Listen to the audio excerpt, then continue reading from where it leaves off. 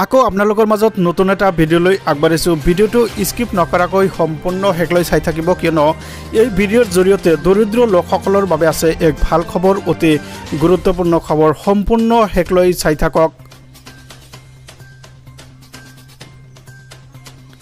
হয়, আপোনালোকে ঠিকেই শুনি আছে। 2 অক্টোবৰৰ পৰা আৰম্ভ হ'ব বসুন্ধৰা 3ৰ কাম। হয়, বসুন্ধৰা 3ৰ কাম ইতিমধ্যে আৰম্ভ হ'ব। নৱেম্বৰ ডিচেম্বৰত বাল্য বিবাহৰ বিৰুদ্ধে চলিব বৃহৎ এক অভিযান। হয়, আকৌ বাল্য বিবাহৰ অভিযান চলিব। 16 আগষ্টৰ পৰা প্ৰদান কৰা হ'ব নিযুত মইনা আঁচনিৰ প্ৰপত্ৰ। হয়, এক ডাঙৰ খবৰ, এক গুৰুত্বপূৰ্ণ খবৰ। 1 অক্টোবৰৰ ভিতৰত প্ৰদান কৰা হ'ব ধন। হয়, 1 অক্টোবৰৰ ভিতৰত কিন্তু ধন লাভ কৰিবলৈ সক্ষম হ'ব।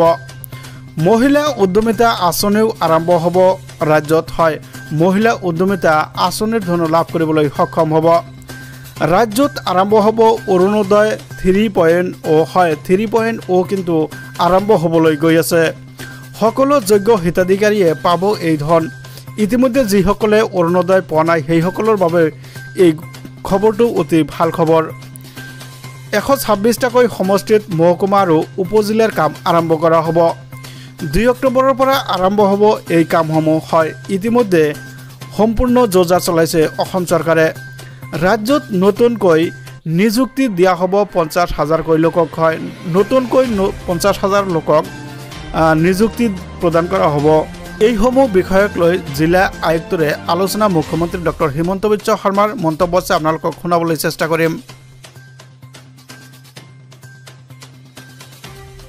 কিছুদিনত মই ঘোষণা কৰা আঁচনিবিলাক ৰূপায়ণ কৰিব পাৰোঁ, সফলভাৱে ৰূপায়ণ কৰিব পাৰোঁ। 2 অক্টোবৰৰ পৰা আমি বসুন্ধৰা 3 আৰম্ভ কৰিম। বাল্য বিবাহৰ বিৰুদ্ধে এটা ডাঙৰ অভিযান আৰম্ভ হ'ব নৱেম্বৰ ডিচেম্বৰত। ইয়াৰ মাজত নিযুত মইনা আঁচনি আৰম্ভ হ'ব।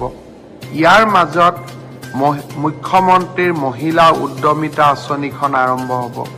ইয়াৰ মাজত অৰুণোদয় 3.0 আমি নতুনকৈ আৰু বহুত হিতাধিকাৰীক লগত লৈ অৰুণোদয় আঁচনিখন সম্প্ৰসাৰণ কৰিব খুজিছোঁ।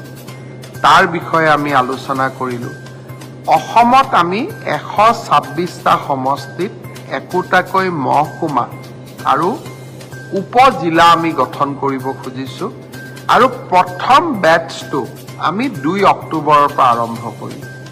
অসমৰ প্ৰত্যেকটো বিধানসভা সমষ্টিত কেনেকৈ আমি মহকুমা অথবা উপজিলা, অৰ্থাৎ মহকুমা অব্লিক উপজিলা, মহকুমা বুলিও ক'ব পাৰোঁ, উপজিলা বুলিও ক'ব পাৰোঁ।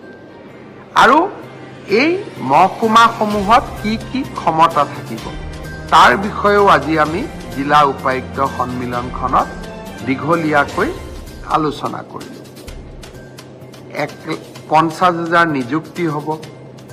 মই যোৱাবাৰে কৈছিলোঁ যে এটা পৰীক্ষাত 12 লাখ 13 লাখ প্ৰাৰ্থীয়ে অৱতীৰ্ণ হ'ব।